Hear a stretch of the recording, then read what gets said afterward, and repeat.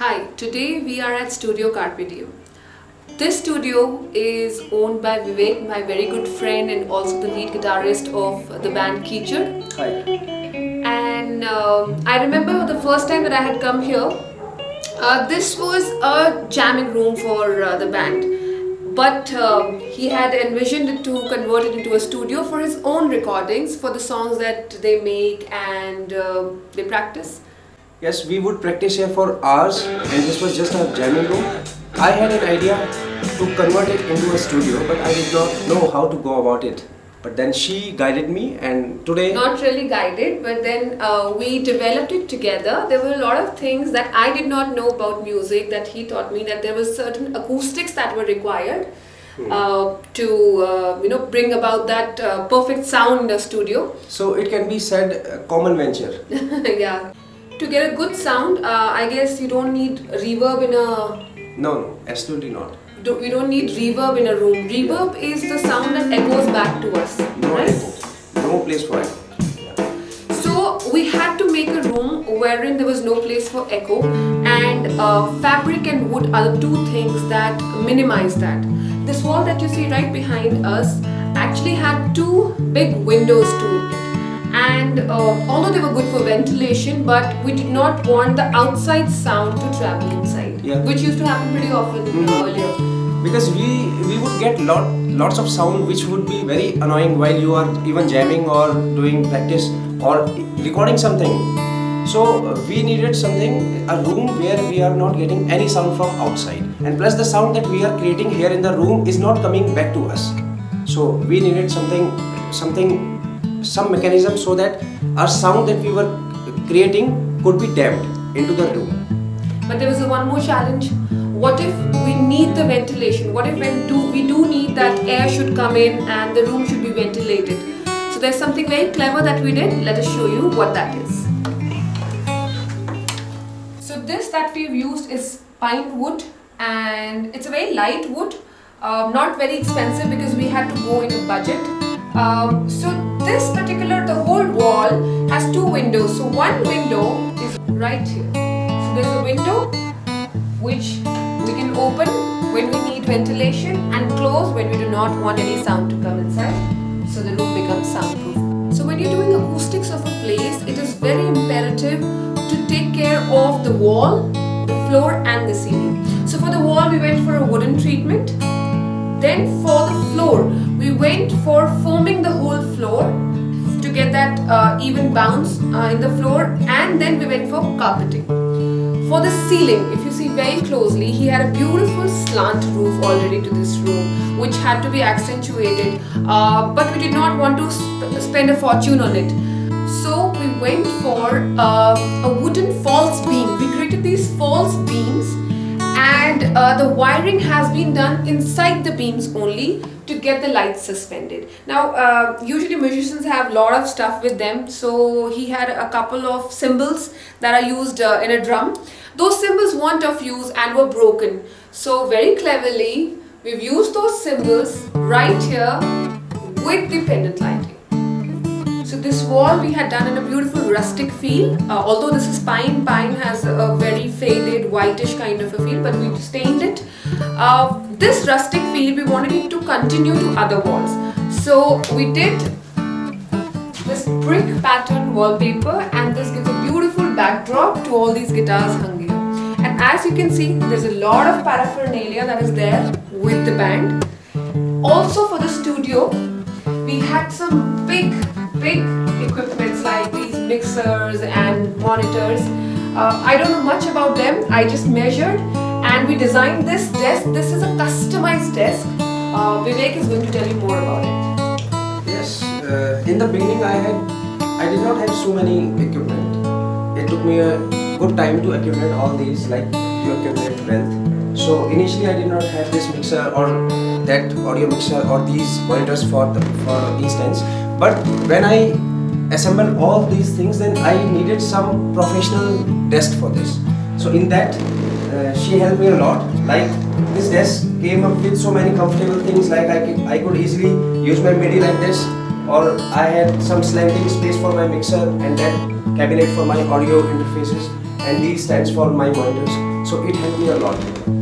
So this is a big desk actually, and has been made in levels so that it is very easy for the recordist to view everything at one go. So behind this desk is the same wallpaper to continue the feel that we have created. And the first thing actually that we had added to the studio were these posters that Vivek had sent to me, and he had told me a lot of stories about these, his inspiration. Because these people inspired me a lot. You can say people like these, they made me what I am today, because I started practicing after looking how hard they worked. So that side is Angus Young of the famous band AC/DC. On this side is Joe Satriani. So I had the picture in the mind ki I wanted some poster, but in Dehradun I did not get anyone who could print me these posters, because the size of these pictures were hardly like 9 kb or 10 kb, not more than that. So she got it printed from Mumbai, I think. Yeah, so what we did was that these are very small images, so we had to work on them a little bit to blow them up this big. But this is what binds this whole room together, and this is what tells the visitor, the first thing that they notice is this: long live rock and roll. So that's what I think the band also believes in. Now let me take you to a very important place in the studio, which is the vocal booth. All the acoustics that we've done here and vocal booth acoustics are separate, because there you need a lot of dampening. This room is a small cabin that we have created, and the moment you step inside this cabin, the whole feel changes.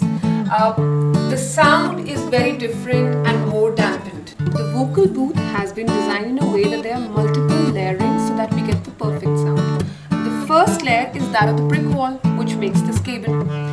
Then there is an air gap of around 1.5 inches, followed by a plywood, which has numerous holes to it.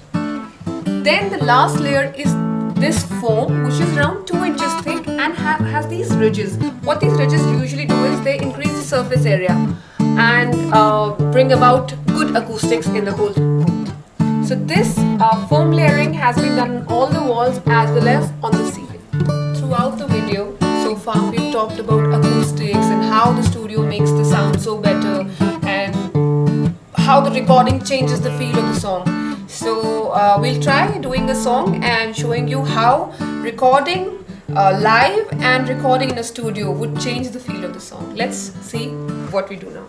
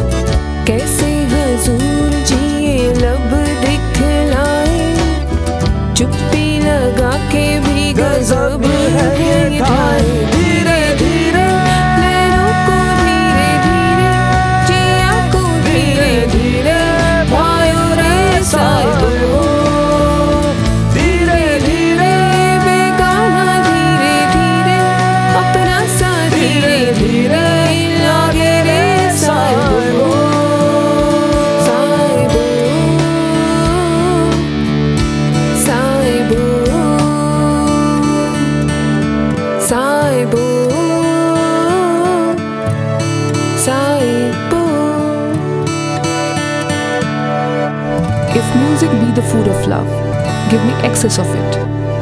I am a music lover, and this opportunity to design a creative space for a creative person has added another feather in my cap. If you appreciate my work, do like the video and subscribe to my channel. Thank you.